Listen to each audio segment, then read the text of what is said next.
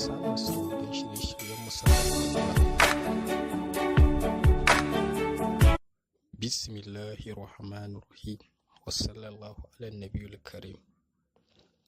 Jama'a barkanku da sake haɗuwa da mu a wannan channel tamu mai suna taskar asiran kundi.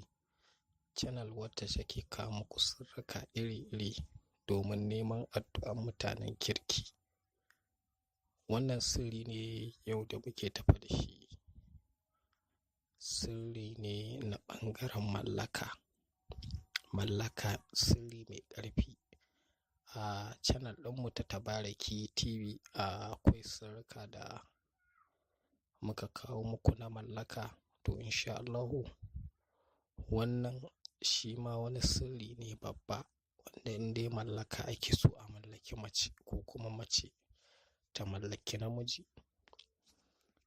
Za a yi wannan mallaka ne cikin sauƙi da yarda Allah da ikon Allah. Abin da za a yi shi ne, amma kafin mu gaya muku, idan wannan shi ne farkon na zuwan ku danna subscribe sannan ku taɓa alamar ƙararrawa domin samun sababbin shirye-shiryen masu da muka ɗora. Yadda ake yin wannan aiki shi ne, za ku rubuta makisi na fihi abada waje 3 da mimun da hakuri, waje 2 kawai ake budawa, sai a rubuta sunan wanda ake so.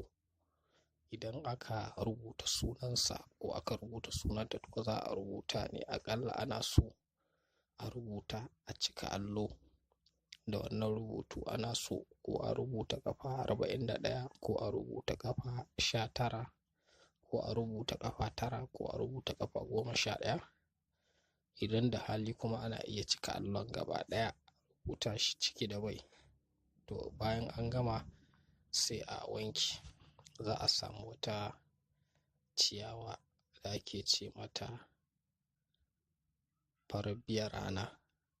Idan ba a same ta ba, ana samo ciyawa nan mallaka ko ciyawa ta zaizai. Cikin su ukun nan duk wanda aka samu za ta yi. Idan kuma an same su ukun, to a haɗa a dake su, a barbaɗa a cikin wannan rubutu, a dinga sha ana shafa jiki.